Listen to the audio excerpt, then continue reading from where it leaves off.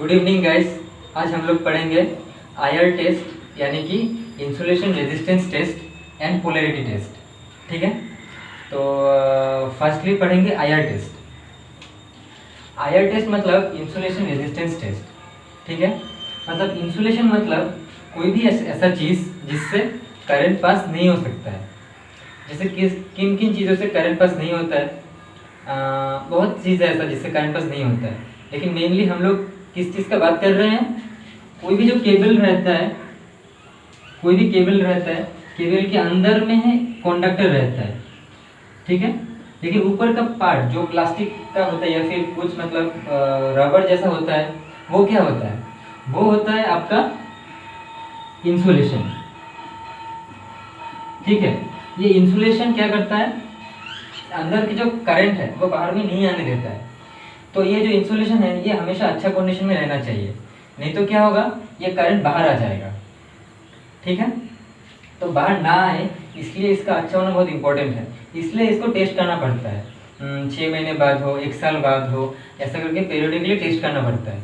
तो उस टेस्ट को ही बोलते हैं इंसुलेशन रेजिस्टेंस टेस्ट। ठीक है, तो वो टेस्ट कैसे करेंगे ये क्वेश्चन है। वो टेस्ट करने के लिए हम लोग एक इंस्ट्रूमेंट का यूज़ करेंगे, उसका नाम है आपका एक्चुअली बोलते हैं आईआर टेस्टर, मतलब इंसुलेशन रेजिस्टेंस टेस्टर। ठीक है, या फिर इसको मेगर भी बोलते हैं। ठीक है, दो नाम है इसका। तो ये जो मेगर है या फिर आईआर टेस्ट है, ये देखने में कैसा है? ये देखने में ऐसा रहता है, मल्टीमीटर जैसा। एक यहाँ पे डिस्प्ले होता है और एक डायल रहता है। ठीक है, इस डायल से हम लोग वोल्टेज को कम ज़्यादा कर सकते हैं, और यहाँ पे एक टेस्ट का बटन रहता है। ठीक है, वोल्टेज को सही कर दिया। सपोज मेरा कोई इंस्ट्रूमेंट है घर में जिसका रेटिंग है 230 वोल्ट, तो 230 वोल्ट का कोई इंस्ट्रूमेंट को मुझे टेस्ट करने के लिए मिनिमम कितना देना पड़ेगा, उससे ज़्यादा देना पड़ेगा टेस्ट करने के लिए। तो 230 वोल्ट का कोई इंस्ट्रूमेंट इलेक्ट्रिकल सामान है तो उसको 500 वोल्ट जैसे देने से हो जाएगा। तो यहाँ पे इस डायल पे क्या क्या ऑप्शन रहता है, 500 वोल्ट रह सकता है या फिर 1000 वोल्ट भी रह सकता है। लेकिन घर का जो हम लोग का सामान है उसमें 500 वोल्ट देने से काफ़ी है। लेकिन अगर 500 वोल्ट का ऊपर रेटिंग रहा कोई भी इंस्ट्रूमेंट का, घर में हो या फिर किसी इंडस्ट्री में हो, तो वहाँ पे मुझे 1000 वोल्ट अप्लाई करना पड़ेगा। ठीक है, और ये इंस्ट्रूमेंट के ऊपर में 2 टेस्ट लीड रहता है, ऐसे करके 2 लीड निकला हुआ रहता है। इनको क्या बोलते हैं? Test lead. ठीक है, ये टेस्ट लीड से क्या करते हैं? टेस्ट करते हैं। सपोज, और टेस्ट अभी कैसे करते हैं, सपोज मेरा केबल ये है। सपोज आप लोगों ने देखा है जे बहुत सारा केबल रहता है, ऐसा रहता है, मोटा केबल रहता है और उसमें से 4 वायर निकला रहता है जो 3 फेज होता है, जैसे R Y B, red yellow blue, 3 phase और एक न्यूट्रल। चारों जो वायर है ये एक केबल के अंदर होता है। ठीक है, तो ये चारों का जो है, ये चारों ऐसा ही है। ठीक है, ऊपर में इंसुलेशन, अंदर में कंडक्टर। तो ये चारों को हम लोग टेस्ट करना पड़ेगा। कैसे टेस्ट करेंगे? ये जो 2 लीड है, तो मीटर हम लोग इसके पास लेंगे, इसमें से पावर सप्लाई कट कर देंगे। पहले first of all power supply cut करना पड़ेगा। कट करके ये जो मीटर है, इसका जो टेस्ट 2 लीड निकला रहता है, ये 2 लीड को सपोज मुझे ये जो रेड फेज है और ये न्यूट्रल है, इन दोनों के बीच कोई शॉर्ट तो नहीं हुआ है कहीं पे, ये टेस्ट कर रहे हैं। तो वो क्या करूँगा मैं, ये एक लीड यहाँ से लेके ये आर फेज में कनेक्ट करूँगा और यहाँ से लेके न्यूट्रल में कनेक्ट करूँगा। ये 2 में कनेक्ट करके, और इसका जो रेटिंग है, ये जो केबल है इसका रेटिंग सपोज ये केबल तुम्हारा सपोज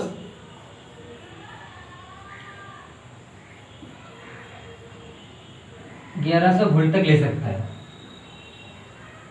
ठीक है। तो यहाँ पे मुझे क्या करना पड़ेगा, 1100 से ज़्यादा वोल्ट देना पड़ेगा। तो यहाँ पे जो मेरा रहेगा ऑलमोस्ट 2500 जैसा यहाँ में ऑप्शन रहेगा वोल्टेज का, तो वोल्टेज उस हिसाब से एडजस्ट करना पड़ेगा, इससे ज़्यादा देना पड़ेगा तभी मतलब एक्चुअली ज़्यादा क्यों देना पड़ता है मैं बोल रहा हूँ।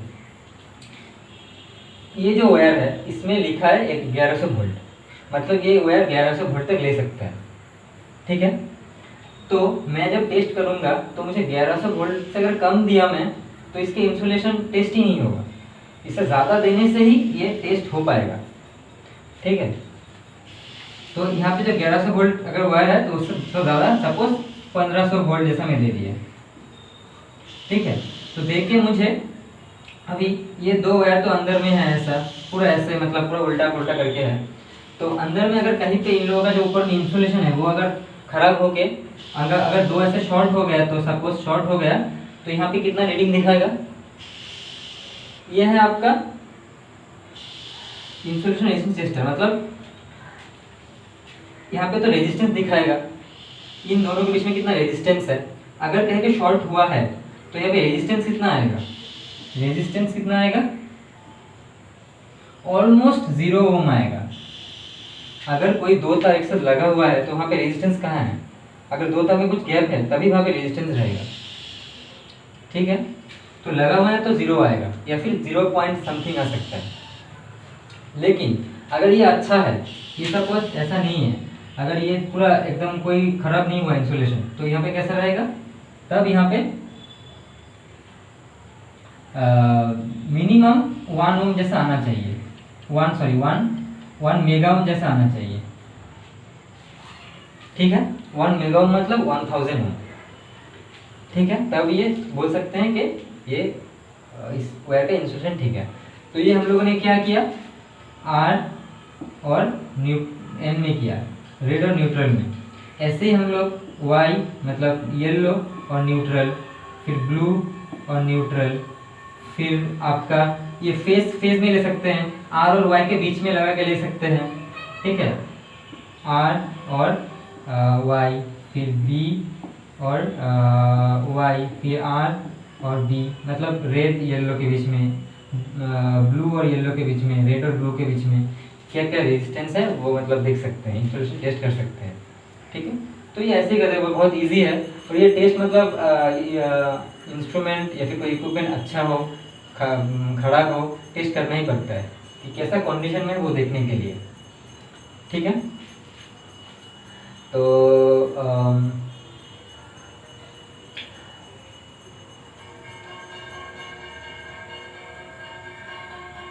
यहाँ पे बस इतना ही था।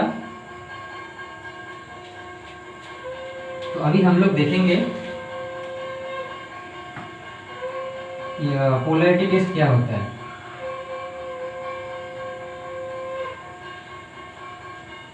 तो उससे पहले और एक चीज, ये जो रेजिस्टेंस यहाँ पे निकलेगा वो कैसे निकलता है, हम लोग को पता है Ohm's law. According to Ohm's law क्या है, ओम्स लॉ के हिसाब से V equal to I R, और या फिर R equal to V by I, ठीक है।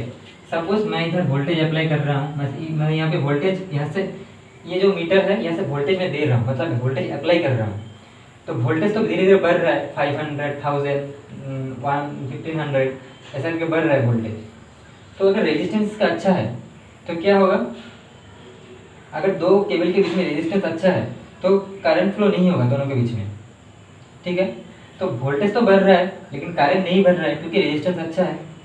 तो वोल्टेज जैसे बढ़ेगा और करंट अगर नहीं बढ़ा, रेजिस्टेंस अच्छा है तो करंट सेम ही रहेगा, इसलिए वोल्टेज अगर बढ़ा तो रेजिस्टेंस भी बढ़ेगा, क्योंकि ये दोनों ऊपर में है ना, दोनों डायरेक्टली प्रोपोर्शनल है, ये भी ऊपर में ये भी ऊपर में, तो ये बढ़ेगा तो ये भी बढ़ेगा, करेक्ट। लेकिन अगर दोनों के दो वायर के बीच में इंसुलेशन खराब है तो क्या होगा, वोल्टेज करंट फ्लो होगा। तो मैं वोल्टेज बढ़ा रहा हूँ, करंट भी धीरे धीरे बढ़ रहा है, तो ये भी बढ़ रहा है ये भी बढ़ रहा है, तो क्या होगा, ये R कांस्टेंट रहेगा। R मतलब रेजिस्टेंस सेम रहेगा, चेंज नहीं होगा। मुझे क्या वैल्यू चाहिए, रेजिस्टेंस ज़्यादा चाहिए, दो वायर के बीच में रेजिस्टेंस ज़्यादा चाहिए ताकि करंट लीकेज ना हो। ठीक है, क्लियर।